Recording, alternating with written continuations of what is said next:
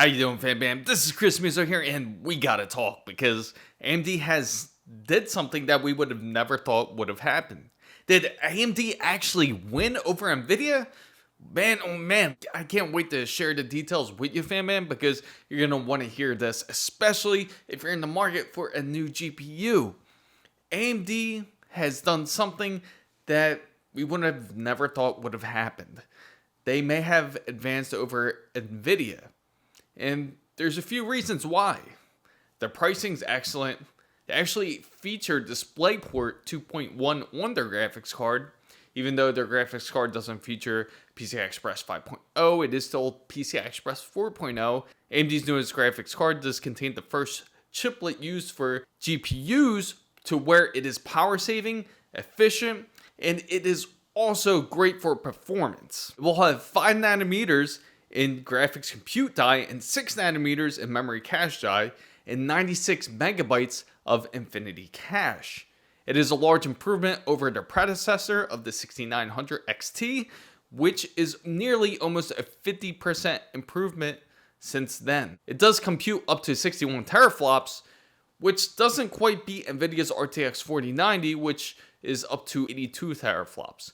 It does have up to 24 gigabytes of GDDR6, and it doesn't compete with Nvidia's RTX 4090, which is 24 gigabytes of GDDR6X. Now, the 7900 XT is up to 20 gigabytes. RDNA does offer one of the best resolutions that you can play your games in, which is 4K and all the way up to 8K.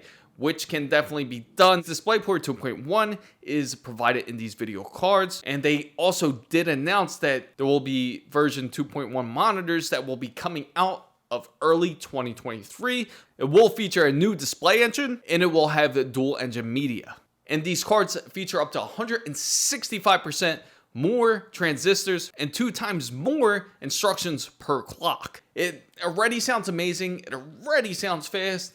And you probably can't wait to hear what else these cards offer. To speak more on AMD's newest video card, it does offer the industry's first DisplayPort 2.1 display link bandwidth of up to 54 gigabits per second, which is 12-bit per channel. These cards will be able to simultaneously be able to encode and decode for AVC and HEVC of 8K for 60 frames per second. It will have decoupled clocks of 2.3 gigahertz for shader clock speed, which will give you up to 25% more power saving. The raw compute performance is 61 teraflops over the prior 23 teraflops. And the funniest part is that Scott was firing shots at Nvidia. Wait till you hear this.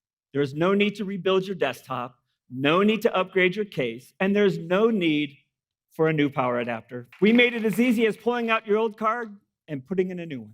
Previous generation enthusiast GPUs, including those recently launched by our competitor, only support DisplayPort 1.4. Gamers who purchase these graphics cards will see limited frame rate. But with the RX 7900 series of GPUs, it'll allow you to actually see the frames you are paying for when you upgrade to a DisplayPort 2.1 monitor.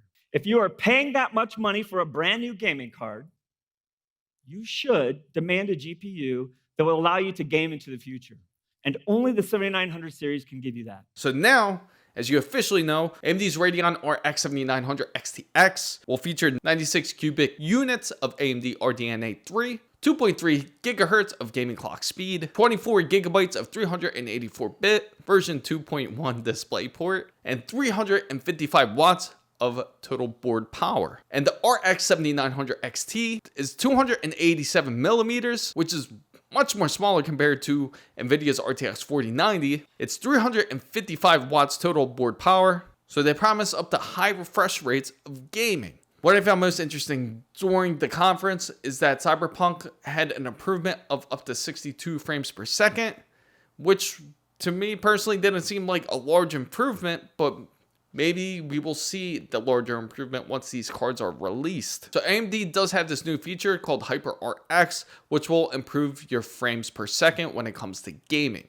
AMD also did partner up with a bunch of different companies, such as a technical partnership with Forspoken, and they also had Snowdrop Engine technical partnership, and they also introduced FSR, which is Fidelity FX Super Resolution 3. What I found most amazing, and the reason why they could possibly beat Nvidia this round is that they're only charging $999 USD for Radeon's RX 7900 XTX and $899 USD for AMD's Radeon 7900 XT. They will officially be released of December 13, 2022. For comparison's sake, you just want to know what Nvidia's RTX 4090 does feature as a 2.52 gigahertz clock speed, 82 teraflops, 24 gigabytes of GDDR6X, 384-bit, and it does require you to have an 850 watt power supply. The size is much larger at 304 millimeter. When you compare it next to each other, not only are you getting a much more smaller card, you don't really have to upgrade your power supply, and you're only going to need to upgrade your card. No extra installing any support brackets for your GPU. Is this the round that AMD might actually win? Will they actually get ahead of the game? This is where it seems like AMD is shining for this year, because AMD's processors haven't proved it just yet. Maybe next year we will see AMD's processors, which will be the 7000 series with 3D cache. There is a lot to anticipate from AMD. It's a much more bigger comeback than we ever thought. And most importantly, you don't have to worry about using this. It will only require 2 8-pin connections. No need to worry about upgrading your power supply, even if you're thinking of upgrading to ATX 3.0. FanBam guys, you gotta let me know what you think. Will you go with AMD's Radeon 7900 XTX this round? Because, man, $999 USD, that's a big price savings over Nvidia's pricing, which is $1,599 USD. Let me know in the comments down below. If you found this content very useful, make sure you give it a thumbs up.